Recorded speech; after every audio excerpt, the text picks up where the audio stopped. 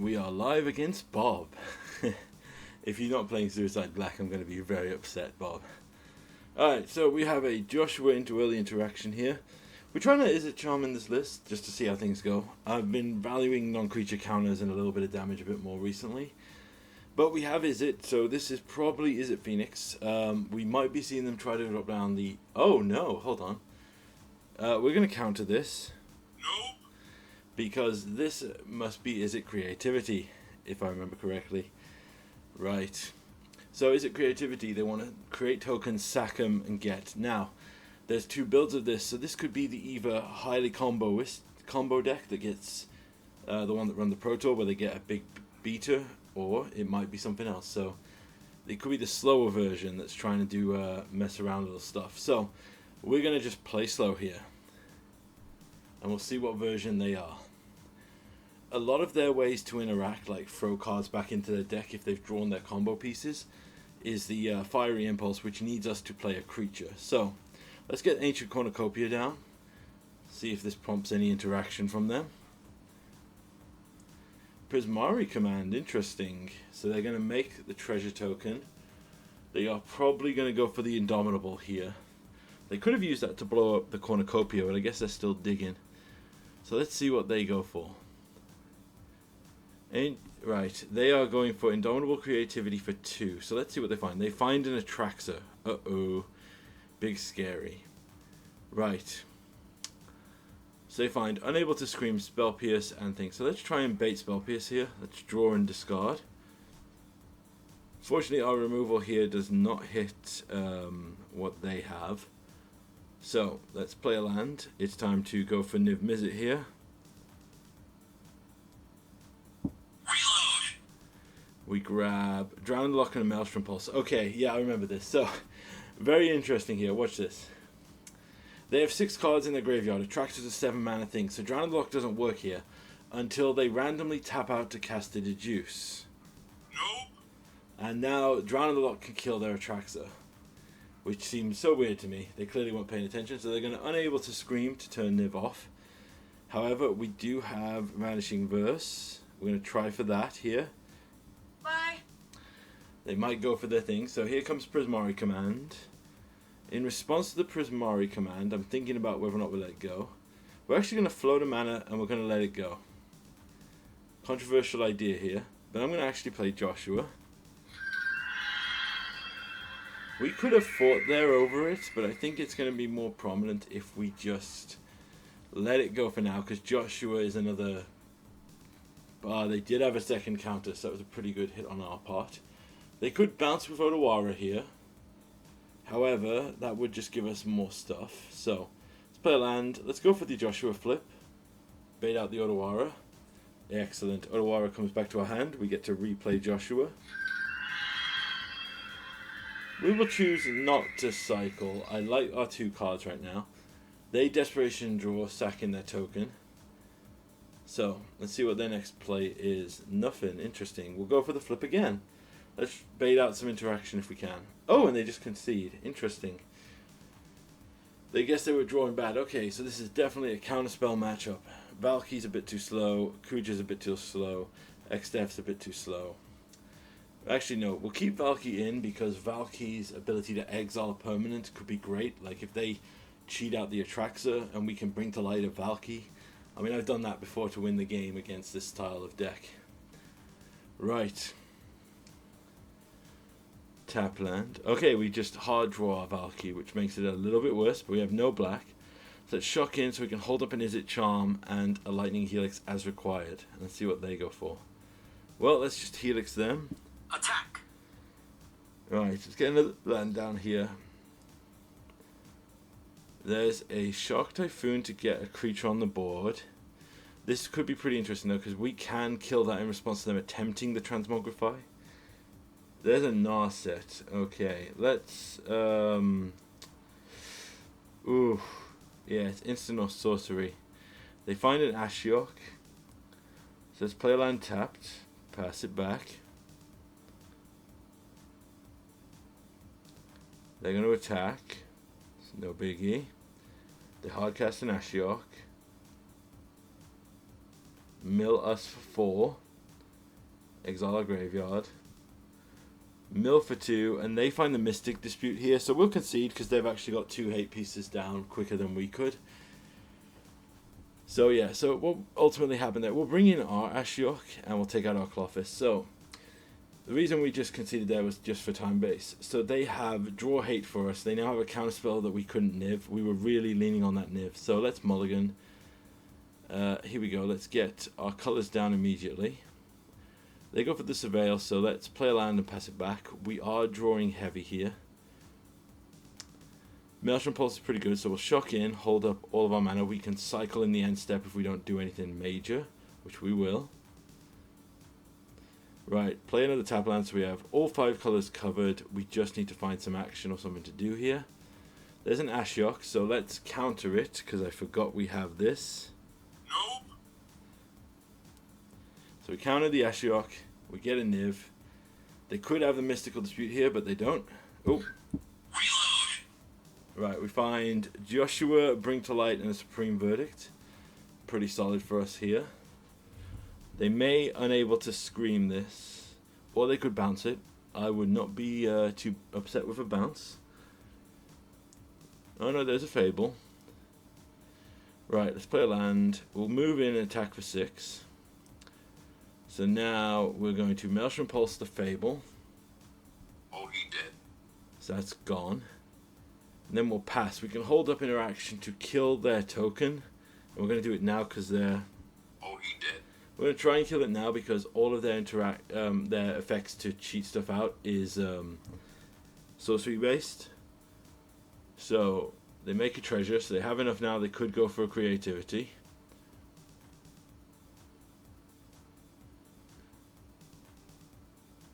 There's a creativity for 1, finding a Valgavoth. So we are going to have to go for the Supreme Verdict here. Oh, he did. We do lose Niv to the exile, but we're fine with that. They deduce to draw a card.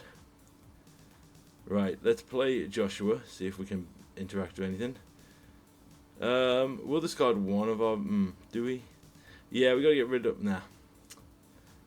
We get rid of 2 here to try and draw some more relevant cards. We draw 2 lands, which is always fun, so we'll shock in. Oh, didn't play for Joshua's sound, but you know. Right, they have a lot of mana here, so they could be hard casting anything. So, I think we go in for Joshua here, because they're down to 9. We got nothing to reanimate. Let's go for the Bring to Light here. They do have a Spell Pierce, so we will pay for it. See if they have another counterspell. They do have another Spell Pierce. Again, great. We're using all their interaction. They are unable to scream to try and kill Joshua. So we'll play a land tapped, and then we'll Vanishing Verse. Bye. They go for a Volcanic Spike. That's great. So Joshua dies. We'll pass back. They have 1 card in hand, so I can get Yorion with enough mana here. But what I might do in response is just go with... We need to wait, because I want cards to counter an exile. And our opponent appears to be having a distraction. They're hard casting the Hullbreaker Horror. So we'll let that go. We'll see what they do on their turn, which is a bit risky because they could... So they can return a spell to our hand if they cast a spell. So I'm not worried about losing the Cosmic Rebirth here. We go down to 5. And in the end step, let's see what they do. They have something. Right, so we're going to try Cosmic Rebirth. Gain Joshua back, which he comes back. We'll cycle a land. Draw in a Drown in the Loch. So we will go here for the Bring to Light to try and bait out, see if they have interaction. They probably do, so let's consider our options. We're going to go for Vanishing Verse here as a bait. Vanishing Verse, oh. Bye. It does hit, so we can hold up the Drown in the Loch as a counter to anything they might have.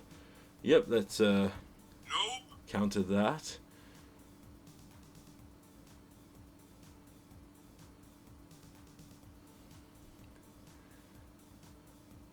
Opponent checking their hand. The reason we went for the Vanishing Verse there, I remember now, is because if they had bounced the spell to our hand by casting a cantrip with their massive dude, it would have been fine. So our opponent's having a crash out, and I'm checking the stuff because I'm like, dude, you got a Hullbreaker Horror, a Valgavoth, and then a Traxxer in this matchup. You were fine. Okay, good games. Second match of the video here against Elmi at 33. And this is an all-land hand. I'm keeping it purely out of rage. So, this again is after there was a lot of turmoil with our deck being changed around. So, I'll explain why the mana base has changed. I went back to Fable Passages in one of every type of basic land.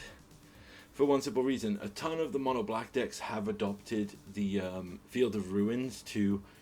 Oh, it's mono black demons to force a basic land check, and we were down to 2 basics, and that was a bit greedy, so I've kept it down either way. Right, let's Fable Passage crack just for time constraints of keeping things a bit lighter, and we're going to go for the Bring to Light here.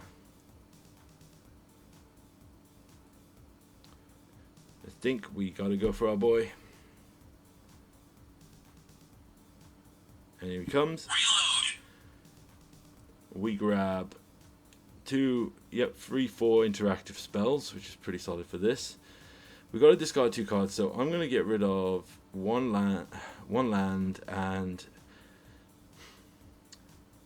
I'm going to get rid of the Joshua, playing into the idea that they might go for the Cosmic Rebirth here, but then I forget that they've got Graveyard Trespasser, so they get another Graveyard Trespasser. They have a Duress anyway, so we're good. Take our Vanishing Verse, which was our answer to their Annex. So we'll take 2 here, going down to the... I think take a card here. So, Abrupt Decay, take out the Annex. Oh, he did. That, because it's still free mana because they don't have a second room on it. We'll Shock in. And we'll hold back here. We have tons of removal interaction stuff and things to do. See, look, they got fielded... Every deck is doing this now. They're doing basic land checks on us. That's why we are running out every basic land that we can. There's a Lily of the Veil, so we will counter that. Nope. Oh yeah, my computer almost forced a restart, which is hilarious and fun. So we have mana here. I'm thinking about it. I actually decided, we'll keep that life total down, so... Oh, he did.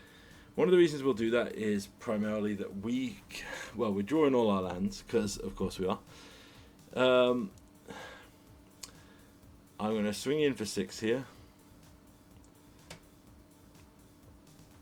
And ultimately I decide to pass the turn because next turn, if Niv can survive, right, they have Fortsies here. We're just going to burn this to get a land back and gain some life.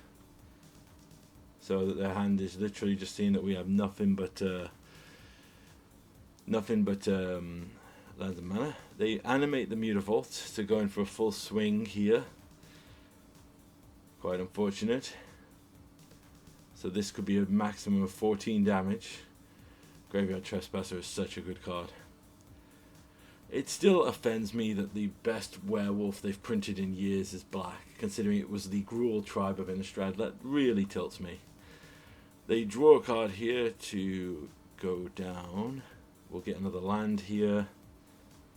We've got a Drown in the Loch, so attack with Niv, Shock in, Flicker, use this, and then gain 2 life, blink both our permanents, replay Niv. Reload. Full spread of cards here, and now we've got enough to hold up, so we'll get rid of the land. So we've got whatever we basically need here. So they draw, go down to 5, and they concede. Yep, that one went pretty well. I remember that the rest of them did not go pretty well. This was the final game where I decided to take away the Leyline Sanctity. This was the last hurrah of it. It was fun for an experiment, but also it was primarily here for the mono-red matchup, except we learnt now that mono-red primarily is the mice deck doing damage and not actually using targeted spells, and so we were using it more against black decks. But yeah, look at this. This is just funny to me, so I'm going to keep it. I'm only going to put 2 of them in to just make it laugh. But this was such a bad keep. It was literally, I'm just too excited, so I was just like, yeah, you know what, we'll keep this. See what's the worst they can come up with. And then I realized, uh-oh, we don't have blue. So there's an Unholy Annex, so we'll Vanishing Verse that. Bye. We find, so what we'll do,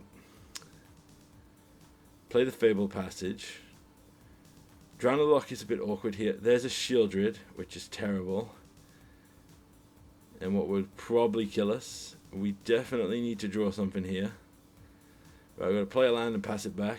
Unfortunate. There's Blade of the Oni. Swings in for 4. Cycle a land. Draw another land. Draw a Vanishing Verse, which is pretty good. So we can Vanishing Verse. Problem is, right, we are awkward on our lands here, so we'll let it go.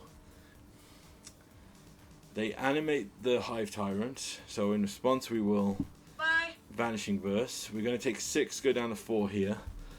We're seeing the unfortunate interaction here between... Right, we're going to shock down to 2. Bait interaction. Right, there's Lily. That's fine, because that only hurts them. We'll discard the 3rd Sanctuary, because of course we will. They did have other hand disruption, which was fun. So let's Abrupt Decay. Oh, he did. Kill that. We got a Niv, which is good, but we're on 2 and we die to both of their lands here. There is no other way out of it. Unfortunate, we were 1 turn away from the win. Well, not for stabilization. So yep, Sanctity down, Joshua back in. I still feel like it has a place, like an effect like that, against the mono black decks, because it shuts off their Lily, shuts off certain discard effects. But perhaps keeping a hand with 3 in the opening was a little bit too hesitant.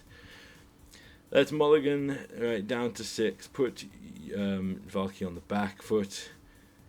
Right, play a land, shock in another land. They go for the Blade of the Oni. We'll let that go. So in response, we'll shock in and play Ancient Cornucopia for life gain. We have the Supreme Verdict, so we want to try and bait. Okay, no, there's an Unholy Annex, so we take a damage and drain 2. Play a land, let's get Niv down. Reload. Right, Edgar and a 2nd Verdict. That's unfortunate. There's a Liliana. So they're going to force us to sack Niv, makes sense. Attack puts us down to 13, draws and drains us. Shock in, let's play Edgar. Gain 2. Edgar is truly solid here. What I'm thinking I might do, I should have probably helixed off the Lily before they got another discard off. We'll discard the land, they lose a land too. They play a Shieldred, which is unfortunate. However, best way to do this, we're going to have to Vanishing Verse that. Clearly I must have been tilted from losing a lot here, because I should have waited for the draw step here. So we'll attack with Edgar to kill the Lily. And then we'll Supreme Verdict, gain 2 life. Oh, I forgot. Always come back. Right, the Ritual Chamber makes a massive demon, draws us down to 8. Another Ancient Cornucopia, so let's play that. And board wipe again. Oh, he did. Problem is, they still have their... We'll keep that just in case they have another Liliana effect. They have a Graveyard Trespasser. And the Mutavault into the Annex, yep, is going to hit us for 4. We'll make another token. The room is fully... So we'll Abrupt Decay here. Fun Oh, thing, he did. we don't have to pay ward here because this spell can't be countered. So that kills with that. Then we can hold back. They're on 31. They have a Fatal Push to kill our Vampire token. They do have a Lily, so holding back was a smart decision. Right, we'll discard the land. They play a Gifted Aetherborn. Let's see if they animate the Mutavault. They do not, so in the end step we will... Oh, he did. We'll kill that because Edgar can flip which will give us an attack to kill the Lily. Nice. We can then play a land, and we're just going to deploy to the board here. Gain 4 life, because like I said, we're trying to stabilize. It's a good back and forth here. But the problem is, they have the Annex, which is just insane, and we probably can't win from here. There's another Shieldred. There's a Withering Torment, because of course this deck has enchantment removal, because we got to give it, because, you know, we'll cycle this land. I've said before, my opinions on black having enchantment removal, because commander players are big babies. Oh, he did. We'll take out the Shieldred. Okay. There's a Gifted Aetherborn. We have drawn 1 Niv Mizzet and no Bring to Lights here. This is what I'm checking at this point. Like, our opponent has multiple of everything they run their deck over, and I'm getting frustrated. Like, I remember this match being, like, we drew our 3rd Helix, and at this point I'm like, dude, I would literally just sit here and be like, dude, whatever. Whatever's happening, whatever. There you go for a full swing out. Either of the High Tyrant. I'm going to take out one of the Mutavaults here. Oh, he did. And then we will go for full block on the Mutavault, so they don't have demons. They're gaining enough life with the Gifted, so it's not going to matter. Okay, cycle a Triome to draw an Izzet Charm, because, yep. They have a hardcast Leyline of the Void, so we will die to a Leyline, which is fun. Basically, that'll turn off our Edgar. They've drawn enough here that we've pretty much lost, because they've drawn 3 Mutavaults in their whole deck. But we can't draw a single Bring to Light. Right, so look, at this point, I'm just going to draw 2, discard 2, gain life. And can we draw a Bring to Light thing? No, we cannot. At this point, I'm also tilted beyond belief here, so I believe in my head, my plan was, I have to, there's a Graveyard Trespasser coming out as a glutton, because of course, here's the deal. At this point, I thought to myself, I should Vanishing Verse their card advantage, which was the Unholy Annex. In hindsight, I should have took out the Leyline of the Void, so that Edgar could come back. But I was... Bye. In my head, this made sense, because I was like, we lose Edgar, they lose their card draw, it's back and forth. There's no way we're just going to draw nothing but lands. But unfortunately, the variance of magic, as they say. I believe now, if I'm 100% remembering this, we don't actually draw anything for the next 3 turns.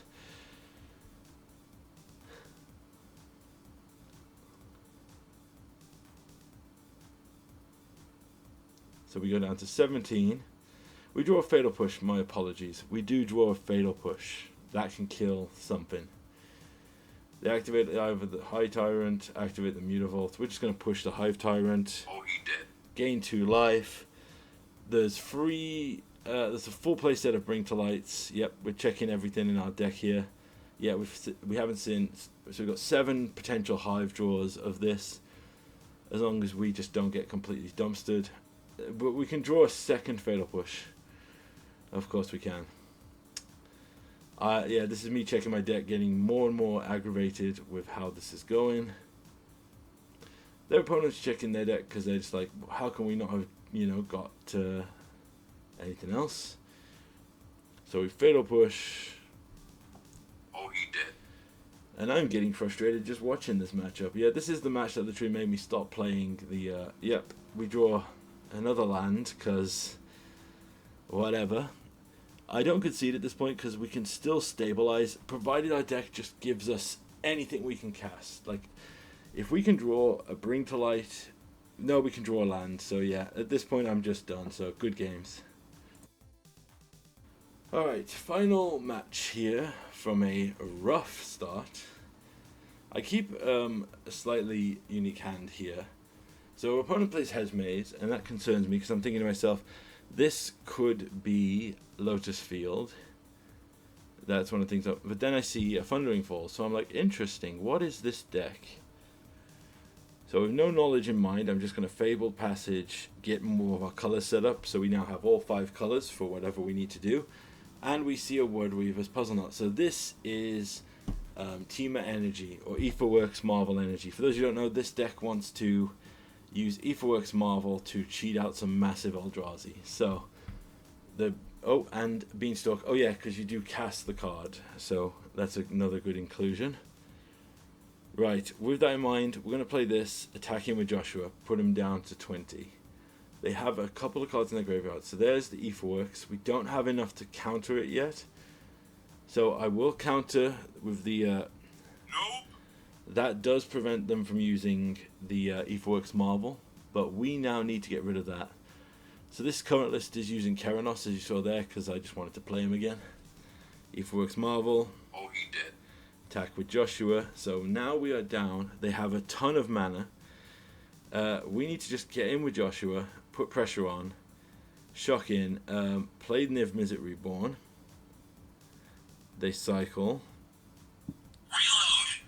Now the big thing, obviously, is if they get to 6 energy, they could draw anything and have us in big trouble. They could also, yep, they're at 7 energy, so if they have an Aetherworks Marvel here, we could just be in trouble. So, I'm looking at the odds of our thing here, and I'm working out what's happening. So first things first, cracking the Fabled Passage. Gets us another land. I'm going to play, if we play the Keranos, like, this is one of the things that's annoying me about this. Attack in. I want to hold up the Lightning Helix, because, yeah, apparently it doesn't matter, because reasons of the auto tapper should have held up the Lightning Helix. So we are yep, they concede. Fortunately, I should have checked the tapping there, but that was a bit dangerous. Alright, so this is definitely a counter matchup. Ashiok stops from searching their graveyard. Knight of Autumns are good. Clothis is a bit too slow. Unmoored Ego is an all-star here. I've been really enjoying Unmoored Ego in the decks. But yeah, so let's see here what we go into now. So this deck is insanely scary for anyone who's played against it before. We've got a mulligan. Oh, yeah. So we need a black mana to cast Unmoored Ego here. So they tune with Aether right off the start. I like their lands. Fabled Passage is black mana, so we will keep that. Unmoored Ego has been proving more and more relevant as Pioneer becomes more and more focused. For example, literally before recording the audio for this, I'll show it in the next video, but I played an opponent who conceded from the entire match when I correctly called an Unmoored Ego. Rogue Refiner. So let's go with the Unmoored Ego here. And then we're going to tune with Aetherworks Marvel, and you're going to look at my there's Aetherworks Marvel. They're holding 2 World Breakers. Only 3 of them. So they do have Genesis Ultimatum as well here. But if you take out that and the Genesis Ultimatum, they don't really have many ways to do anything too broken. So hits us down to 15. We're going to shock in, play Joshua. Cycle 2 lands to find a Bring to Light and another Helix. They are getting close to these World Breakers, which is scary. Undercity Sewers, keep a land on top. We're going to need as many lands as we can get here. We'll attack him with a Joshua. They let it go through. Right, there's another land. Attack in with a Rogue Refiner. We'll attack them for 6 with damage. Well, sorry, for 3 damage. Play a land, and we'll Bring to Light here. Now, my choice is I grab Valky. Because if they play a massive Eldrazi, I want to be able to stop it. So, I'm going to say as well, just watch how this match goes. Whoa, we take an Ulamog off the top. That might come into play later. Spoiler. Okay, so they're up to 7 mana, so now they can start exiling our lands. So, they exile, trying to cut us off a color. Yep, but we got our colors pretty done. They could have took us off white, but we did draw more white. So, let's uptick finding more lands. So, let's play a land tapped. Yeah, so let's play a land tapped. I'm going to hold Joshua back. Now, we didn't flip Joshua because the World Breaker can exile enchantments. They have a World Tree. They go in, and then, this is the thing I don't understand. They choose they really don't value our Valky. So we're just going to Helix. Oh, he did. We'll take 5. I'm happy to leave Joshua alive here. They hardcast another World Breaker. Game rid of another one of our lands. Totally fine. So we ultimate Tybalt. Because now we have free mana. We can play a land. And yeah, they've let this go. So this is insane to me. I'm looking around thinking about what I want to do here. And, I'm going to play your Rogue Refiner. Gain life, draw a card because it's a blocker. We can bring to light here. But first, I'm going to unmoored Ego. And I'm going to choose Genesis Ultimatum. As you see my dyslexic body trying to figure out how to spell ultimatum. And I literally am like, yep, there we go. Nothing in there, and take them. And then if you look at their hand, all they have are these 2 Emrakuls and something else to try and do stuff. So let's just attune, grab this, puzzle knot, gain free life. We'll hold Joshua back here. They play a land, play a growth spiral, play another land. They tear asunder to exile our Joshua. Again, they attack us, though, not going for the Tybalt, which is so weird to me. They play up the Beanstalk to draw a card. We draw a Maelstrom Pulse, which is massive here. So first, let's uptick Tybalt. Oh yeah, forgot to do. Very relevant for this match. I was just excited to show you this. So, first things first, we'll bring to light for 5. And we're going to grab our boy. Because it's a solid blocker. We'll take the No More Lies and we'll take a Helix. Now, if you look at all the value we've got here from Niv and everything else, we're pretty solid. So let's see what they top deck. Another Beanstalk here. Shock in. Activate the puzzle to gain free life. Cast another puzzle. Crack it. Oh no, keeping it.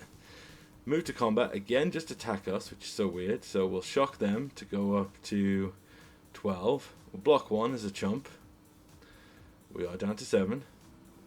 So let's play a land. Let's Maelstrom Pulse. Kill all their Beanstalks. Oh, he did. So they can't draw any more cards. Then we get a second Maelstrom Pulse. Oh, he did. Kill all their World Breakers. They can bring them back if they want. Now we can plus Tybalt again. We take a Tyrant Scorn and nothing else. So we'll attack with the Niv and pass the back. Now, they're still on 19, so they're fighting the good fight. They hardcast an Emrakul. So in response, I'm going to Emrakul, return Niv to hand. There's a reason is I don't want them to slam our Niv Mizzet into their Emrakul here. So they control our hand here. That turn here. So let's see what they do after this. They exile our thing, which is fine because we can cast it back. They Lightning Helix to kill Edgar, finally. You disrespected our boy Edgar way too much this game. So then they Helix again to just hit us and do nothing. And then everything else is pretty positive. They don't want to play lands. There's no counter spells. They don't want to play Niv or anything else. They're going to attune and fail to find, but that still gives us energy. Play a land, crack it, fail to find. Again, just really not doing anything. In fact, they're just actually making it easier for us. And then they gain us free life, which I just do not understand. So, with that in mind, we'll just consider our options here. We shock in. We are close to casting, I think, so we'll just reload. And we find a Supreme Verdict, so that's perfect. So let's Oh, he did. kill all their stuff. We got to discard 4 cards. So, Garland, I'm sorry. A land, and a Vanishing Verse, because all their big stuff is colorless. They play Sire of Seven Deadly Sins, and then they draw and drop a land. But we are now at the Fable 10 mana, so we are going to hardcast an Emrakul. Hardcast an Ulamog. And exile there. Yep, and they concede. Good game.